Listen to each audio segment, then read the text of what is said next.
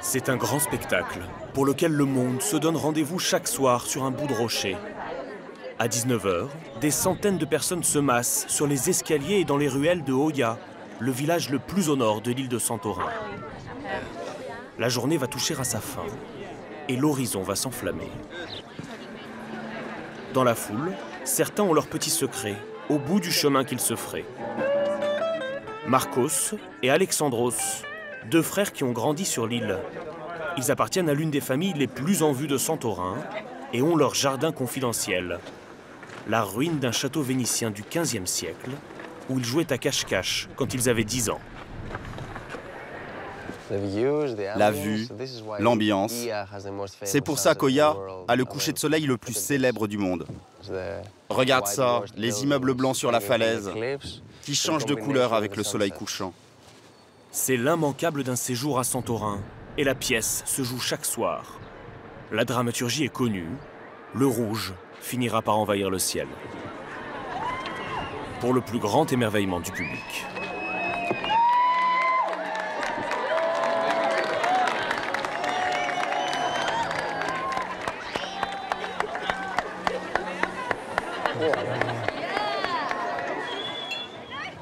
Chaque jour, c'est différent. La façon dont le soleil se couche, les couleurs sur les maisons, les sentiments qu'on ressent, c'est beau. Allez, on y va. Une fois le soleil disparu, les spectateurs quittent la falaise. Une foule compacte à travers le village. Il faut parfois compter jusqu'à 1h30 pour s'en extraire. C'est le prix pour assister à la principale attraction de l'île. À 45 minutes de vol d'Athènes, Santorin est avant tout un énorme volcan. Au milieu, sous l'eau, le cratère, la caldeira en grec, qui s'est effondrée il y a 3500 ans lors d'une éruption qui aurait englouti avec elle la légendaire Atlantide. Vol low cost depuis toute l'Europe et paquebot de croisière. En moins de 20 ans, ce site extraordinaire est devenu une mecque du tourisme de masse. 2 millions de visiteurs chaque été. À Oia, la quasi-totalité des bâtiments sont des hôtels, des boutiques ou des restaurants. Dans une île surpeuplée de vacanciers, Marcos Keidemenos promet de l'exclusivité. À seulement 29 ans, il possède le plus bel hôtel de Santorin, le Canaves. Un palace troglodyte de 56 chambres, accroché à la falaise.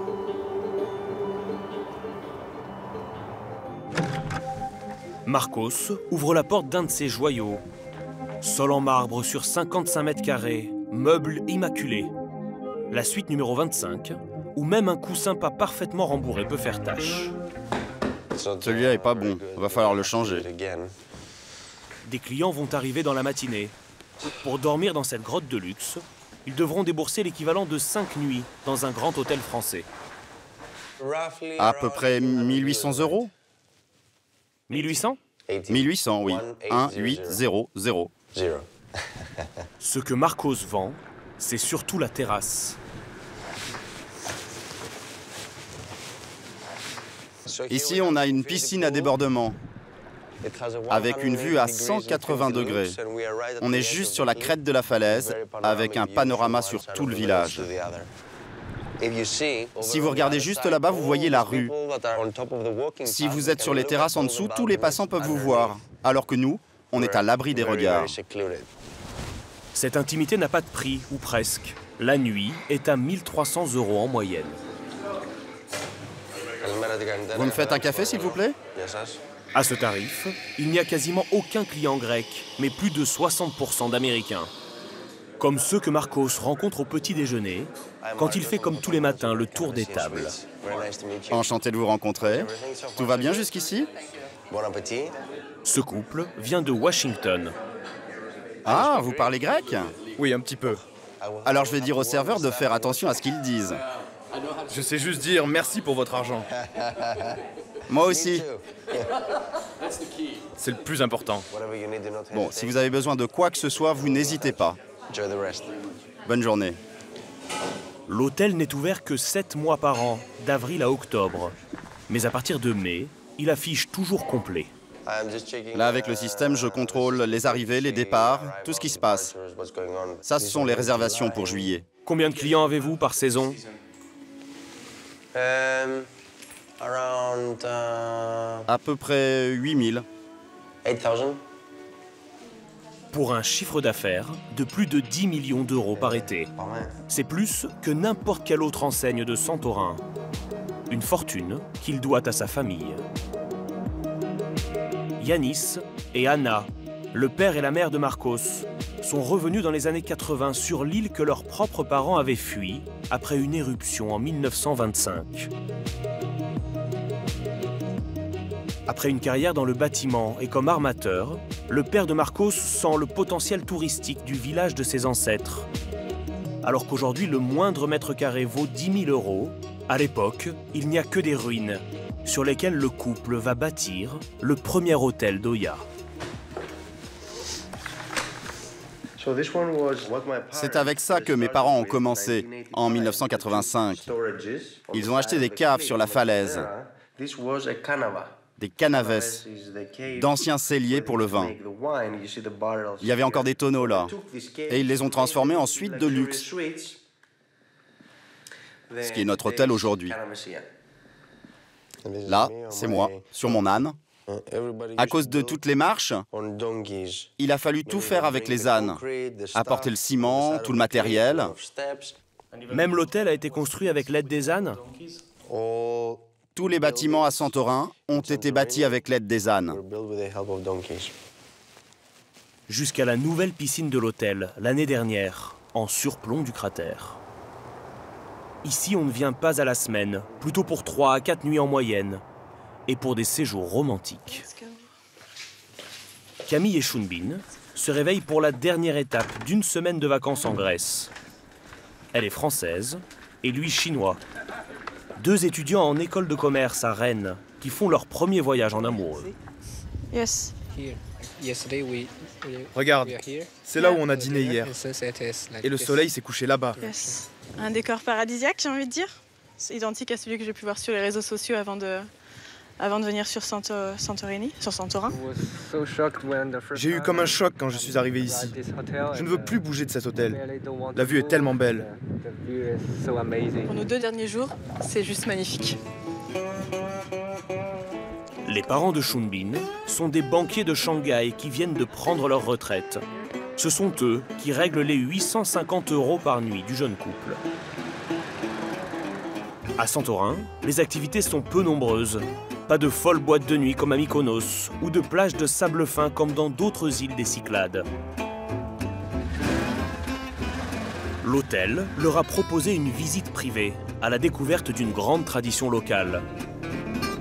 5 minutes en buggy de location sur les routes étroites et ils arrivent dans le principal domaine viticole de l'île pour une excursion en petit comité. Hi, hello, good morning. We have a tour this morning. Ah ok, donc vous êtes de l'hôtel Canaves. Camille et Shunbin vont découvrir les vignes avec un couple d'Américains. C'est Spiros qui les accompagne, un ancien journaliste reconverti en guide. Si vous pouviez prendre une machine à remonter le temps et revenir 3000 ans en arrière, vous verriez le même paysage qu'aujourd'hui. Rien n'a changé depuis. Et ça, c'est parce que nos vignes n'ont jamais subi le phylloxéra. 3500 ans de culture. Le vignoble de l'île est le plus vieux du monde. 1500 ans de plus que celui du Bordelais. Le clou de la visite, c'est le repas, bien arrosé. Les 4 touristes vont maintenant déguster les 12 vins que produit le domaine, en commençant par la spécialité, les blancs. Au menu, au gré des verres, feuilles de vigne, salade grecque, purée de fèves et de capres, fromages et charcuteries, avant le plat de résistance. Ce sont des aubergines d'ici, fumées avec une sauce de tomates cerises de Santorin et du fromage frais juste au-dessus, avec les herbes de notre jardin. You see, like when they give you a plate, it's like too much. You cannot finish. And then they ask you like, Didn't you like it? Aux nouveaux amis. Cheers. Okay. Le prix du repas est de ces 12 verres de l'amitié, 90 € par personne. 90 € de plus pour alimenter une économie grecque en crise. Le tourisme représente 20% du PIB du pays et fait vivre plus d'1 million d'employés. Un travailleur grec sur 5.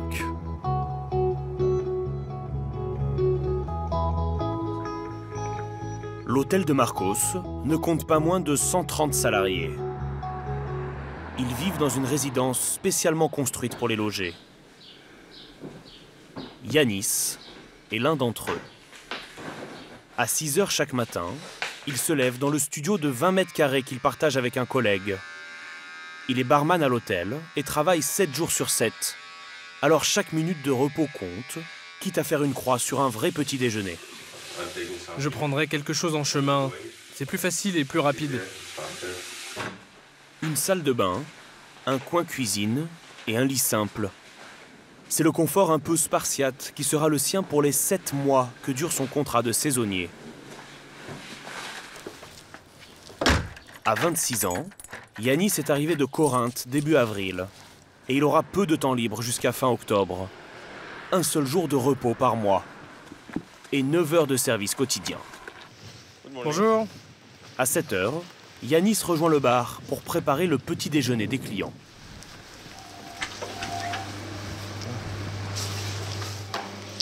Bonjour, c'est le room service. Je vous écoute. Pour lui, Santorin est un Eldorado. Ici, il gagnera le double du salaire de barman qu'il touchait sur le continent. Plus de 10 000 € en 7 mois, 15 000 avec les pourboires. Room service. Room service. Good morning. Bonjour. Bonjour. Vous pouvez mettre ça là. Hello. Quel vent dehors, c'est dingue. Okay. Have a good day. Bonne journée. En Grèce, ces 5 dernières années, le salaire minimum est tombé à 500 € net par mois. Alors les saisonniers comme Yanis passent l'été sur l'île, parce qu'ils n'ont pas le choix. Seeing coming and go, the En voyant ships, les bateaux aller et it's a venir, few je me weeks, sens nostalgique. everything back home. Mais ça va, je sais pourquoi je suis là. My purpose here is, Et je what tiendrai. keeps me focused. It's like a Je Odysseus. suis comme Ulysse dans l'Odyssée. Only that I Sauf que don't je n'ai have pas à to me battre fight contre des monstres. Entre les touristes et les saisonniers, les habitants permanents de Santorin ne sont qu'une poignée. 15 000 à peine à vivre sur l'île toute l'année. C'est le cas de Makis, pêcheur de 33 ans.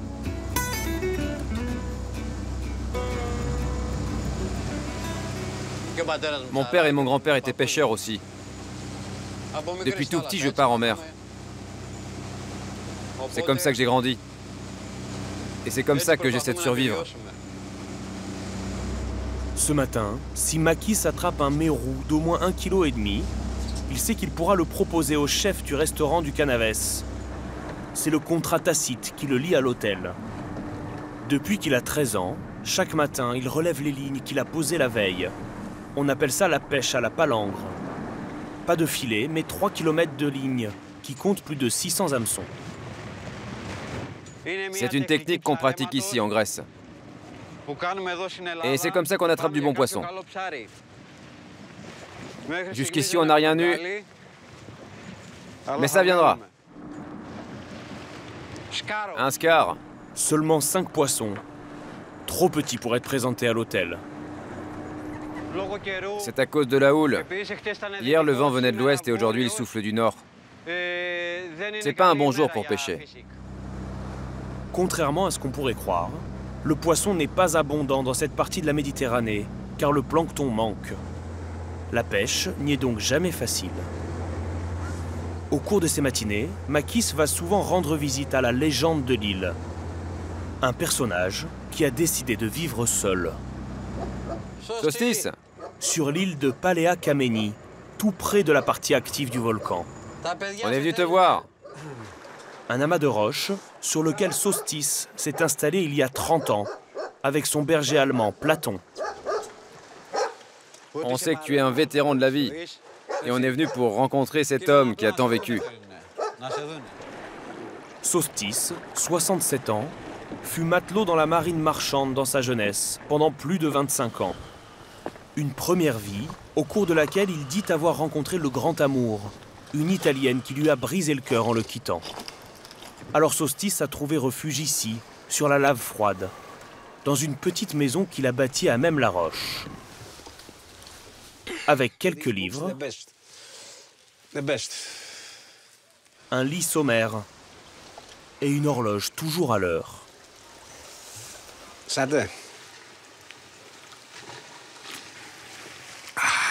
Solstice touche 750 € de retraite de l'État grec. Sa principale dépense n'est pas pour lui, mais pour ses bêtes. De la nourriture pour les chèvres et les poules, dont il tire du lait, du fromage et des œufs. Ils sont meilleurs que les hommes. Les animaux, le chien, les gens, il faut s'en méfier. L'ermite au chagrin d'amour s'est improvisé gardien de la petite église blanche, construite sur l'îlot après la dernière éruption, en 1956. Je ne crois pas en l'Église, mais je suis spirituel. Je crois qu'il y a de l'esprit en toute chose.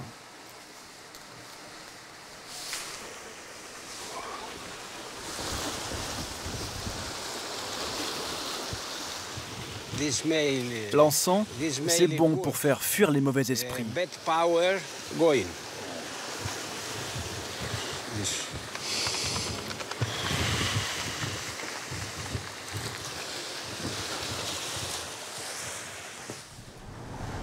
Plusieurs fois par jour, le chien Platon observe de drôles d'intrus approcher.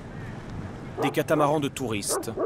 Ces voiliers appartiennent à l'hôtel et amènent les vacanciers se baigner dans les sources d'eau chaude, riches en soufre, de l'île de Solstice. Deux mondes opposés au centre du volcan. Retour à bord du bateau de Makis. Il n'a pas pêché de quoi vendre à l'hôtel 5 étoiles, mais il doit quand même tirer quelque chose de sa matinée, lui qui assure le seul revenu pour sa femme et ses 3 enfants. Makis va écouler ses poissons dans cette taverne du port. 1,8 kg qui lui rapporte 45 €. À la carte, ces prises seront facturées entre 60 et 90 € le kilo aux touristes. À part quelques légumes et du vin, on ne produit pas grand-chose sur Santorin. L'essentiel des vivres est importé, et c'est la première des contraintes aux fourneaux. Vassili, apporte les légumes et mets le pain à cuire. Faut faire de la place. Andreas est le chef du Canavès depuis 7 ans. 2 courgettes, 2 carottes, 2 céleri raves. Il a fait ses armes dans les cuisines du roi d'Arabie Saoudite.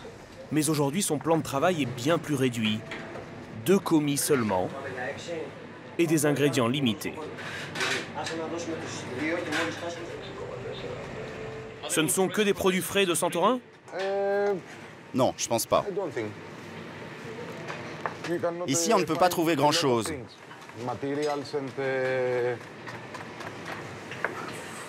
En tout cas, pas tous les ingrédients frais qu'on voudrait. Il y a moins de choix qu'à Athènes. La viande est le plus souvent sous vide, tout comme le poisson. Et pour certaines commandes, ce serait même aux clients d'être prévoyants.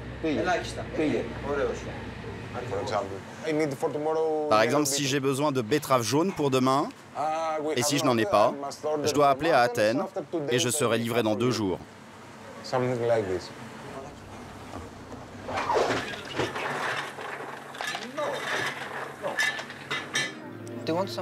Tu veux de la langouste ou le menu dégustation?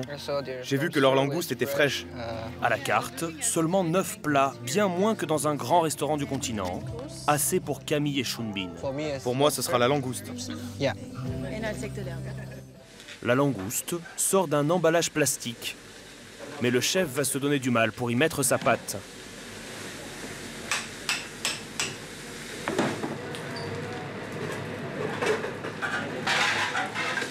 La relever avec de la sauce aux crevettes, des tomates et des petits légumes. Et flamber le tout dans une rasa d'ouzo, l'eau de vie traditionnelle. En ajoutant des orzos de petites pâtes typiques en forme de gros grains de riz. L'agneau de Camille, lui, sera servi dans une sauce à la bière brune et au chocolat amer. Table 55.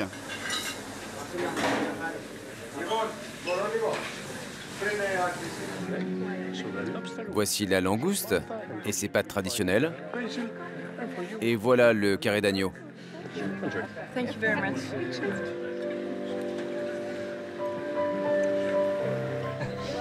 Tu vois, il y a la vue derrière et le verre. Very nice. Should post it on the social media. Après le déjeuner dans les vignes, le dîner face à la mer.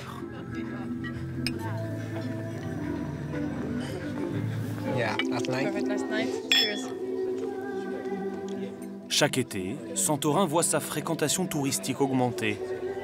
Face à cet afflux, la direction du palace a d'ores et déjà prévu d'ouvrir un autre hôtel l'an prochain, dans un hameau voisin. Face à l'ouest, là où se couche le soleil.